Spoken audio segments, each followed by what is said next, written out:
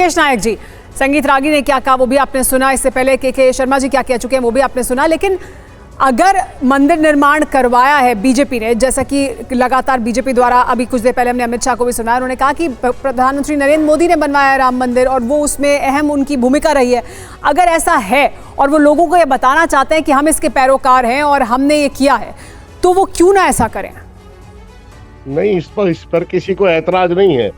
ऐतराज इस पर है, जैसे रामचरितमानस में लिखा है, बेचही वेद धर्म दोहले ही। जो ज्ञान को बेचते हैं और धार्मिक आस्थाओं का दोहन करते हैं और राजनीति को धर्म का औजार बनाते हैं, राजनीति को धर्म से जोड़कर उसको सांप्रदाय की तरफ धकेलते हैं और एक विभाजनकारी दृष्टिकोण देश की जनता के सामने रखते हैं, इसका विरोध है। हमारा कहना यह है कि आप प्रभु राम के पास जा रहे हो, पर उनका अनुशासन, उनका शील, उनका चरित्र भी आपके भीतर आना चाहिए। कोई प्रभु राम 2700 लोगों के साथ बलात्कार करने वाले के साथ खड़े हुए थे क्या? ऐसा लगता है कि जैसे 22 जनवरी के पहले राम थे ही नहीं। तो आप ये कह रहे हैं कि दर्शन करने में कोई हर्ज नहीं है, दर्शन करें, उसके बाद रोड शो करें, इसको लेकर कोई राजनीति नहीं है? अरे भाई, वो तो दर्शन तो एक प्रच्छन्न रूप है। वो तो रोड शो करने वहां गए हैं, बीजेपी का कार्यक्रम करने गए हैं और इस कार्यक्रम के माध्यम से एक धर्मांधता पैदा करके शेष बची हुई सीटों पर जो राहुल गांधी की ऐसी हमने तमाम तस्वीरें देखी। पिछली बार जो चुनाव हो रहा था लोकसभा का, उसके पहले और तमाम और चुनावों में हमने ऐसी तमाम तस्वीरें देखी जब वो कहीं पर चुनाव प्रचार करने के लिए गए, वहां पर जो मंदिर था वहां दर्शन करने के लिए गए। प्रियंका गांधी की ऐसी तस्वीरें हमने देखी जब वो चुनाव प्रचार करने के लिए गई या वोट करने के लिए गई, तब भी उन्होंने पहले दर्शन किए, पूजा अर्चना की, फिर वो आगे बढ़े। तो प्रधानमंत्री अगर अयोध्या में मौजूद हैं और वहां वो दर्शन करने के बाद रोड शो करने वाले हैं, तो इसमें राजनीति क्यों दिखाई देती है आपको? कृपा पूर्वक पूरी बात हमें करने दे। जी बोलिए। हम ये कह रहे हैं कि सब लोग धर्म को माने, दर्शन करें, अपने अपने धर्म का सम्मान करें, दूसरे के धर्म का सम्मान करें, लेकिन ये तो ना करें ना कि धार्मिक आस्थाओं का दोहन कर रहे हैं। ये तो ना कर रहे ना कि देश में एक विभाजनकारी धर्मांधता पैदा कर रहे हैं। देखिए, आप मध्य प्रदेश के मुख्यमंत्री ये कह रहे हैं कि ये विष्णु भगवान के अवतार है मोदी जी, ये हनुमान जी के अवतार है। यानी जो नवभक्ति का ज्ञान है सबरी को जो दिया, मोदी जी ने दिया। मोदी जी ने केवट से नाव मांगी थी। मोदी जी ने के शर्मा जी प्रतिक्रिया देना चाहते हैं, उनकी प्रतिक्रिया भी ले लेते हैं। के शर्मा जी धर्मांधता बढ़ा रहे हैं।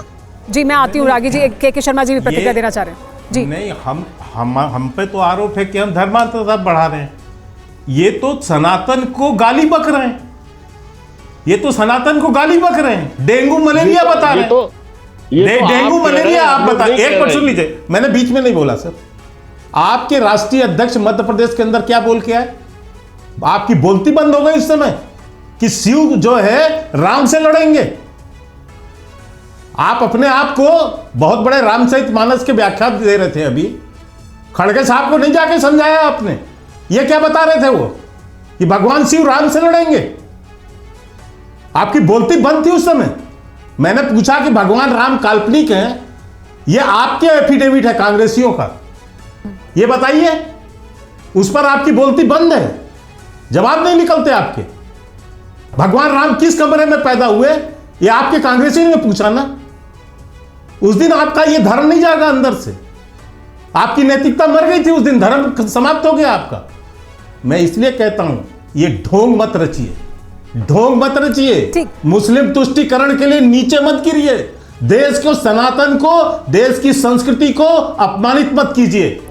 कहीं के नहीं रहेंगे आप लोग। ठीक है, मुकेश नायक जी का और